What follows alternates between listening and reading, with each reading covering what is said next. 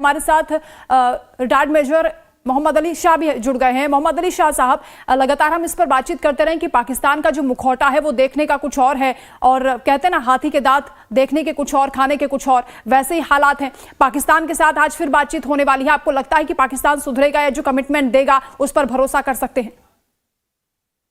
ना ना, बिल्कुल भी नहीं। ये हमारी सबसे बड़ी गलती होगी अगर हम जरा सा भी गुंजाइश दें उन पे भरोसा करने की। भरोसा तो बिल्कुल भी किया नहीं जा सकता इनके ऊपर, लेकिन फिर भी एट द सेम टाइम जैसे कमांडर भूषण देवान ने कहा, बिल्कुल सटीक, मैं उनका सुन रहा था, बिल्कुल सटीक एनालिसिस दिया इन्होंने। और हमको बस एक मीटिंग करके सुन लेना चाहिए, ठीक है, बट प्रिपेयर, अपनी तैयारी पूरी रखनी चाहिए। इनका भरोसा नहीं। फॉर्मली सीजफायर ऐलान होने के कुछ चंद घंटों के बाद परसों शाम को जिस तरीके से इन्हें अंतरराष्ट्रीय नियमों का मजाक उड़ाया बेहुदा, मतलब जो ये सुधरेंगे कभी भी नहीं। मैं लिख के दे सकता हूँ, अगर पाकिस्तान से लिखा के भी ले लें, अगर हम वो लिख के भी दे दें, नहीं करने वाले वो रिस्पेक्ट नहीं करेंगे ट्रीटी को ये। मगर फिर भी वर्थ गिविंग अ चांस, एक बार देखते हैं। अब जब सीजफायर की बात है ही है और दोनों एनजीओ की मुलाकात बात हुई, तो देखते हैं क्या निकल कर आता है। मगर जो भी पाकिस्तान बोले, एक 15 सेकंड का वीडियो बड़ा वायरल हुआ था, 2-4 दिन में चल रहा था, वो लक्ष्य फिल्म का था। ओमपुरी साहब ऋतिक रोशन को कह रहे होते हैं, मेरे को पाकिस्तानियों से लड़ने का लंबा तजुर्बा है, पाकिस्तानी अगर हार जाए तो पलट के जरूर आता है पीछे से वार करने के लिए, और अगर आप जीत जाओ तो फिर आप इतने कंप्लेसेंट मत हो जाना कि भाई चैन से हम जीत गए। तो पाकिस्तानियों पे भरोसा करने की कोई बात नहीं है, मगर एट द सेम टाइम बहुत अच्छा पॉलिसी निकाली है हमारी सरकार ने कि any act of terrorism will be act of war.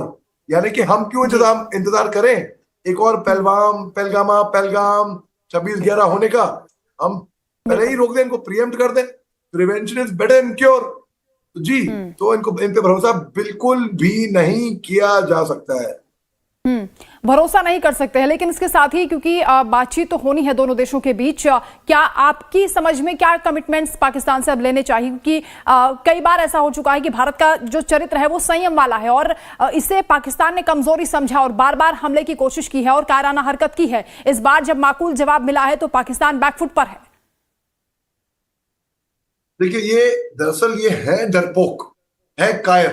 जैसे कि आपने बताया कि कायराना हरकत करी है, और कर भी क्या कर सकते हैं ये, इसके अलावा इनके पास शक्ति नहीं है हमारी सेना का सामना करने के लिए। तो ये उग्रवाद, अरे अभी लेटेस्ट शुरू क्या हुआ है, हो रखा था मगर ये एग्रेसिव हो गया है।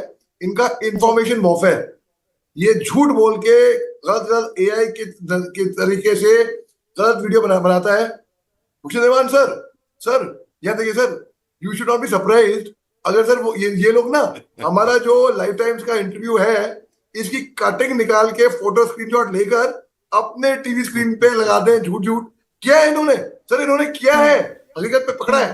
तो ये इतने बड़े नामक झूठे हैं ना ये, तो ये अपने ये मैडम आपका ये निकाल के ये कटिंग वो अपने टीवी स्क्रीन पे लगा देंगे, ऊपर नीचे उर्दू में कुछ लिखा होगा जो हमें समझ में नहीं आएगा। नहीं, फेक नैरेटिव तो लगातार फैलाया जा रहा है। दीवान सर, ये आपसे हम समझना चाहेंगे, बड़ी हास्यास्पद स्थिति है पाकिस्तान की, घुटनों पर आ गया है।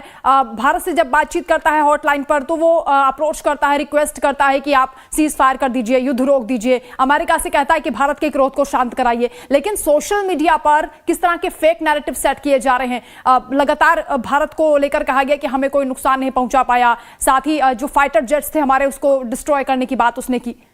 तो पाकिस्तान का ये दो तरफा जो चरित्र है, ये डबल स्टैंडर्ड है, इसको कैसे रोका जाए? क्षमा करें वंदना जी, कई चैनल्स में मैं जाता हूं, ये कह देना कि कायराना पाकिस्तान और कायराना चीन पीछे से वार करता है। वंदना जी, ये कोई महाभारत का युद्ध नहीं है, सतयुग नहीं है कि खुल आमने सामने लड़ाई शुरू करेंगे, सूर्यास्त हो गया तो ठंडे छोड़ देंगे, अस्त्र बैठ जाएंगे। ये वो इसलिए कहावत है, everything is fair in love and war, और इन्होंने पाकिस्तान ने तो इस चीज को कई सालों से आत्मसात किया हुआ है। तो ये कह देना कि ये नहीं, वो खुलकर युद्ध नहीं करता है ना सर, मासूमों की हत्या करता है, आतंकवाद का सहारा लेता है। किस तरह से मजहब के नाम पर हत्याएं की गई पहलगाम में। मैं वही कहना, बिल्कुल ठीक कहा आपने, सब बड़ी जी बात है ये। मजहब के नाम पे काम करना ज्यादा बड़ी बात है।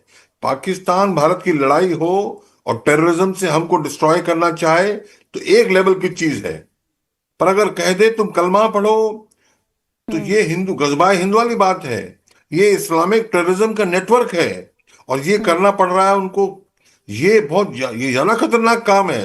इसलिए इसीलिए, और ये क्यों करते हैं, अभी मैं नहीं बोलना चाहता हूं कौन सी किताब में क्या लिखा है, क्या ये सोचते हैं। जी अभी ये सोचते हैं कि नहीं नहीं पूरी दुनिया में इस्लाम छाएगा, और जब तक नहीं छाएगा, ऐसा मैं कई आयतें भी कुरान की मैंने पढ़ा हुआ, खाली मैं ऐसे बोल नहीं रहा हूं। तो जब तक इस्लाम पूरी दुनिया में नहीं छाएगा, तो मैं एज ए मुसलमान अच्छा मुसलमान नहीं हूं। मेरा फर्ज है, सबाब की बात है कि काफिरों को मारा जाए। ये ये किन सिर्फ लोगों की बातें हैं, मैं नहीं जानता। मेरे अली शाह साहब भी जानते होंगे, मुझे मालूम मालूम नहीं। तो ये चीज जो है, ये चीज, इस चीज से दुनिया त्रस्त है। तो ये भारत पाकिस्तान का, बाउंड्री का, पैसे का, वर्चस्व का, भाई ये लड़ाई उसकी नहीं है। ये लड़ाई दुनिया की लड़ाई है। अरे अच्छा, लिव अली एंड शाह लेट कुछ लिव। कहना चाह रहे हैं सर, ठीक है बोलिए सर। सर जो आप बोल रहे हैं सर, ये मैं और भी लोगों से सुन चुका हूँ वैसे जो आप बोल रहे हैं। तो मैं दोषी नहीं ठहराऊंगा ना आपको ना उन लोगों से जहाँ पे सुन रखा है। आई वांट टू बस क्लैरिफिकेशन देना है उसके बारे में, क्योंकि बहुत लोगों के जहन में ये बात है। सर पहली बात ना, सर ये गजवा हिंद का कोई कॉन्सेप्ट है ही नहीं ये, बल्कि मुसलमान खुद ही विरोध करेगा। अगर ये ऐसा कुछ कॉन्सेप्ट आतंकवादी ये निकालेंगे तो मुसलमान खुद सबसे पहले उसका विरोध करेगा। तो ये बात कि अच्छा मुसलमान गंदा मुसलमान की बात नहीं है। ये हम हिंदुस्तानी हैं और ये हम जय हिंद बोलेंगे।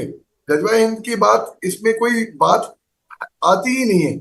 अब ये जो टेररिज्म की बात आती है सर, ये जो टेररिज्म पाकिस्तान जो है वो अपने आप को ठेकेदार समझता है दुनिया भर के मुसलमानों का, और वो चाहता है कि मुस्लिम सपोर्ट उनको मिल जाए। जब उनको नहीं मिलता है तो वो चिढ़ जाते हैं।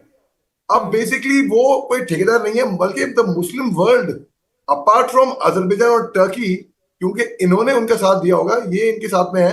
सऊदी अरेबिया जो सदर है एक्चुअली मुसलमानों का, जहाँ पे मक्का मदीना है, ये इनके जी साथ कतई नहीं है। बल्कि हमारे प्रधानमंत्री साहब खुद सऊदी अरेबिया में थे जब ये इन्होंने कैराना हरकत करी हमारे साथ। सो दिस होल थिंग ना सर, ये जो आप लोग सोचते हैं कि इस्लामिक टेररिज्म, सर इन्होंने इतना नाम खराब कर दिया है। जैसे मोहम्मद ने मोहम्मद साहब, प्रॉफेट मोहम्मद साहब का नाम खराब कर दिया है। तो आज की तारीख में इवन मेजर मोहम्मद अली शाह, जो कि बहुत ज्यादा फख्र करता है कि भाई मैं हिंदुस्तानी हूँ, और जी जिसका खानदान फौज में 2 साल तक खिदमत कर रहा है, आपसे उसके फादर ने 71 का जंग लड़ा था। तो हम लोगों के लिए बहुत आप शर्मिंदगी की बात हो जाती है मेरे इन आप अजीज पाकिस्तानियों के दोस्त पूरे लिए। हैं, मजहब मैं को आपकी बदनाम करते हैं आप, विचारों को, बोलिए दीवान सर। हाँ, अली शाह, आप मेरे अजीज दोस्त हैं, मैं आपकी बहुत रिस्पेक्ट करता हूं। आप मुझे ये बताएं, हिटलर ने जो काम किया, अमानवीय काम किया, ज्यूज को जला दिया गैस चैम्बर्स में, वो उस स्टेज तक कैसे पहुंचा कि दुनिया क्यों पहुंचा, मैं आपको बताता हूं। हम टीवी पे बोल के साइलेंस, कह देते ये हैं लोग हम इसके खामोश। बरखिलाफ हैं। मेरी बात एक मिनट, कांग्रेसी एसपी आके कह देते हैं हम सरकार के साथ हैं, पर मोदी जी ने हमें तो बताया नहीं। डबल बात। सबसे बड़ी तकलीफ क्या है, जो मॉडरेट और मॉडर्न इस्लाम है और जो कट्टर इस्लाम है, वो अगर मॉडरेट इस्लाम वाले चुप रहेंगे कि मैं तो बोल के चुप हो जाऊंगा, उनको दबाऊंगा नहीं, तो ये बढ़ता जाएगा मर्ज। और आप मुझे बताएं प्रूफ क्या है, इसका प्रूफ क्या है। नहीं, 1990 इस में बार आप तो तो मानेंगे, देश की सबसे बड़ी ताकत यही बनकर उभरा कि पूरा देश एकजुट हुआ। किसी ने धर्म जाति नहीं देखी, बल्कि ये जो घटना हुई थी पहलगाम की, उसकी पूरे देश ने एक साथ मिलकर निंदा की। और बार बार विदेश सचिव ने जब जब प्रेस कॉन्फ्रेंस की है, मोहम्मद अली शाह इस बात का जिक्र किया है कि ये हमारी ताकत है। पाकिस्तान और पूरी दुनिया इस बात को समझ गई है, क्योंकि सांप्रदायिक हिंसा फैलाने की कोशिश, दंगे फैलाने की कोशिश की गई थी, साजिश की गई थी इस घटना के जरिए। इसीलिए मजहब पूछकर ये हत्याएं की गई थी। नहीं, नहीं नहीं नहीं, ऐसा नहीं है, हम स्पष्टवादी नहीं बनते हैं, हम बात को ढक ढक देते हैं।